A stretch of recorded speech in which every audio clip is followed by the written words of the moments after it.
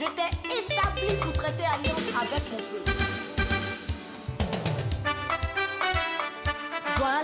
Voici mon serviteur que je soutiens. Voici mon messager que je soutiens. Voici mon élu en qui mon âme prend plaisir. Voici mon messager. Gloire à Dieu. Le Seigneur fait vraiment un grand travail avec vous. Est-ce que vous pouvez nous parler de votre vie de couple? Lorsque nous sommes dans le Seigneur, le Saint-Esprit, qui est votre guide, vous permet d'éviter certaines choses sans que vous le sachiez. Pourquoi je dis ça? Personne au monde ne peut dire comme ça que entre mari et femme, il n'y a pas de petites palabres, mais ça dépend des palabres. Souvent, les palabres ne sont pas vraiment des palabres. C'est des petites choses que le diable, l'ennemi, attire pour apporter au firmament quelque chose qui peut, et si vous n'êtes pas affermi dans le Seigneur, vous dissocier. Donc, parlant de notre couple, quand ces moments-là arrivent, pour ne pas que ça vienne pour nous affecter l'un et l'autre, il y a toujours un qui se retire. Si le temps en erreur, le demande pardon. Mais si le pardon tarde à venir, tu te retires d'abord, tu laisses passer le tsunami, et puis tu viens demander pardon. Ça, c'est ce qui fait notre force. On ne peut pas être d'accord sur tout, même étant chrétien. Il y a des choses que la femme peut faire qui peut choquer le mari. Il y a des choses que le mari peut faire qui peut choquer la femme. Comment faire pour que ce qui est arrivé là ne vienne pas pour détruire la famille? C'est sur ça qu'il faut travailler. Et si aujourd'hui nous avons près de 24 ans de mariage, c'est parce que nous avons su rebondir. Le Seigneur nous a donné l'intelligence, la connaissance et le Saint-Esprit pour que nous puissions parer à toute éventualité. Et dans toutes choses, il faut savoir se calmer, penser à la position familiale, penser aux enfants avant de prendre toutes sortes de décisions. Personnellement, chaque fois que j'ai l'occasion, je remercie le Seigneur pour l'époux qu'il m'a donné. Parce que je me suis rendu compte que j'avais un petit côté un peu colérique. J'avais une certaine façon. Peut-être qu'il n'aime pas quand je dis ça, parce qu'il me couvre tellement qu'il y a des côtés, il ne veut pas que je fasse sentir.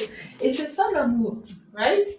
Donc, il y avait ce problème, un petit côté soumission, dont je ne m'étais pas rendu compte. Mais quand j'ai réalisé ce côté-là, avec son aide, j'ai commencé à travailler sur ce côté-là. Parce que je ne veux pas que ma fille hérite de ça. Elle doit corriger ça dès maintenant. La première saison, avant les enfants, c'est la saison où il faut vraiment passer beaucoup de temps ensemble.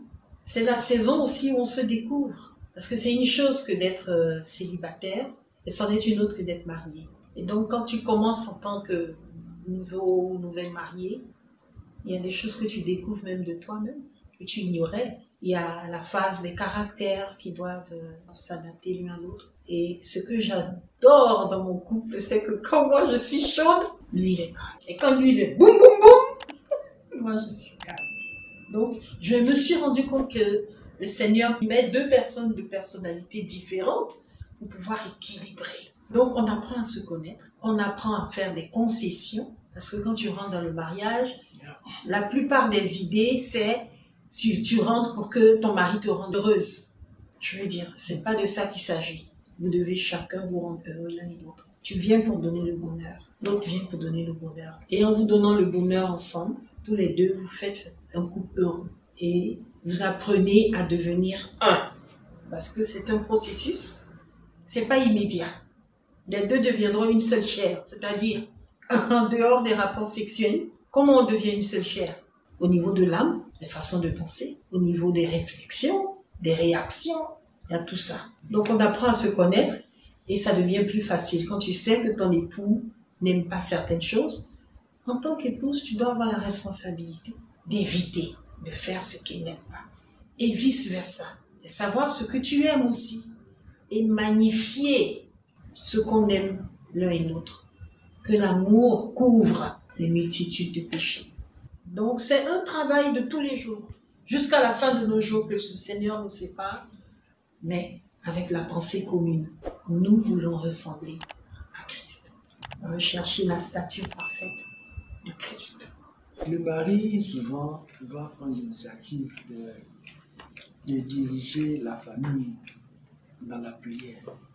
Nous, ce que nous faisons chez nous avec nos enfants, le matin, nous prions d'abord.